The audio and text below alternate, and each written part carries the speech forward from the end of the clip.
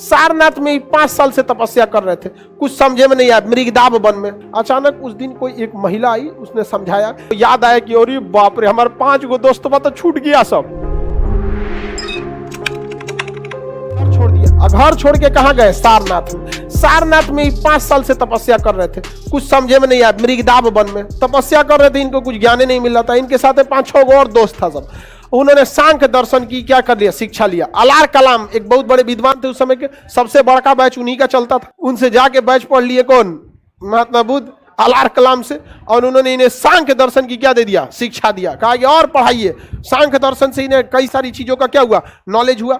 कई सारी चीज, आप बड़े बुजुर्ग के पास पढ़िएगा तो कई सारी क्या होंगे, कहाँ आपको बातें बताएंगे यहाँ पर। तो उनको कई सारा नॉलेज हुआ। 5-6 दोस्त मिलके कहाँ गए? सारनाथ में। तपस्या कर रहे थे, कुछ मिल ही नहीं रहा था, मृगदाब वन में। अचानक उस दिन कोई एक महिला आई, उसने समझाया कि वीणा को इतना मत तान दीजिए कि बजबे टूट जाए। मतलब उनका कहना था कि जो अगर वीणा बजाना चाहते हैं तो जो वीणा बजता है ना, उसको एकदम हल्का हल्का बजाइएगा तो आवाजें नहीं निकलेगा, अदा के हुमच के खींच दीजिएगा तो टूटिए जाएगा। तो महात्मा बुद्ध उसका इशारा समझ गए कि भगवान को एकदम आराम से मनाइएगा तो नहीं मानेंगे। इन्हें कि एग्जाम है, ऑटो में जा रहे हैं, कोई मंदिर है, भगवान जा रहे हैं एग्जाम देने, पास कर दियो, निकलते हैं भगा देंगे यहाँ पे। मतलब कहने का सेंस है कि भगवान को एकदम लाइटली भी मत लीजिए, एकदम सीरियस भी मत लीजिए, भगवान ही डर जाए यार, ये तो हमारा जगह लेना चाहता है। तो उन्होंने कहा कि ओ भाई, हमको थोड़ा सा तपस्या का मॉडल चेंज करना पड़ेगा। तो बिना उन लोग को, अपने दोस्तों से कहा कि भाई तुम सारनाथ में तपस्या कर, मिल जाएगा तो हमको बताना। और ये बिहार चले आए, कहाँ पर?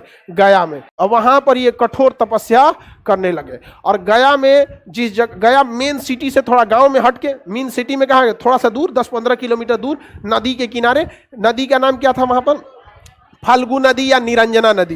कौन सी नदी? फल्गु या निरंजना नदी। गया में जगह जो था वो थोड़ा दूर गए तो जगह कहलाया बोध गया। क्या कहलाया? बोध गया। नदी का नाम फल्गु। कौन सी नदी? फल्गु। इसी को क्या कहते हैं? निरंजना। निरंजना। कौन सी नदी? निरंजना। निरंजना नदी के तट पर कठोर तपस्या कर रहे थे। उस कठोर तपस्या के दौरान जब बैसाख पूर्णिमा आया, अभी आने वाला है कि चला गया जी? आने वाला है। बैसाख का महीना चल रहा है, ये चैत बैसाख, अभी कौन सा महीना है? बैसाख। तो इसी के दिन जो पूर्णिमा होगा, अभी चांद कितना दिखा है? आधा है ना, फुल चीज होगा पूर्णिमा, तो वही हो जाएगा। कौन सा पूर्णिमा? बैसाख पूर्णिमा। यही गर्मी का टाइम था, अप्रैल का। बैसाख पूर्णिमा के दिन फुल चांद था। उनको फल्गु या निरंजना नदी के नीचे कौन सा वृक्ष था? पीपल।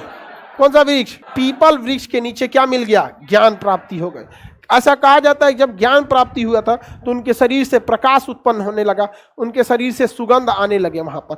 तो उनको ज्ञान की क्या हो गई? प्राप्ति हो गई। और वो सिद्धार्थ से क्या कहलाए? बुद्ध। महात्मा बुद्ध। क्या कहलाए? महात्मा बुद्ध कहलाए। क्या कहलाए? बुद्ध। बुद्ध का अर्थ होता है प्रबुद्ध व्यक्ति, बहुत ज्ञानी व्यक्ति। बुद्ध का अर्थ होता है प्रबुद्ध, जिसके पास बहुत ज्यादा ज्ञान हो। जैसे शांत होता है ना, अब बहुत ज्यादा शांत रहेगा तो प्रशांत कहते हैं। किसी किसी लड़का का नाम रहता है प्रशांत, भले कितनों खचरा रहे, है कि नहीं? आप में कोई प्रशांत, समझ में गया? लेकिन आप प्रशांत सर बहुत सीधा है। नाम के हिसाब से मैथ पढ़ा दिए ना एनडीए वालों को, मैथ में बहुत एकदम शांति से रहते हैं, एकदम उनको कोई टेंशन नहीं रहता, एकदम ये ऐसे हो गया यहाँ पे आराम से। नाम का असर होता है, किसी किसी पे तो नाम का असर ही नहीं पड़ता, समझ में गया कि नहीं?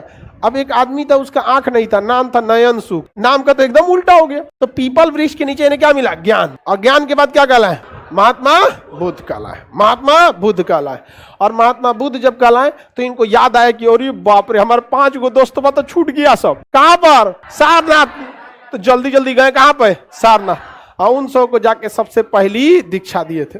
तो उन्होंने जो पहली दीक्षा दिया था, कहां दिए थे? सारनाथ। तो पहली दीक्षा सारनाथ में। कहां दिए थे? सारनाथ में। जबकि सर्वाधिक दीक्षा कहां दिए थे? सबसे ज्यादा मैक्सिमम दीक्षा श्रावस्ती में। कहां दिए थे? श्रावस्ती में। कहां दिए थे? श्रावस्ती में। लास्ट दीक्षा कहां दिए थे? लास्ट दीक्षा जहां उनकी मृत्यु हुई थी, वो कहां पे? कुशीनगर। वहीं पे उन्होंने क्या दे दिया था? लास्ट दीक्षा दे दिया था, कुशीनगर।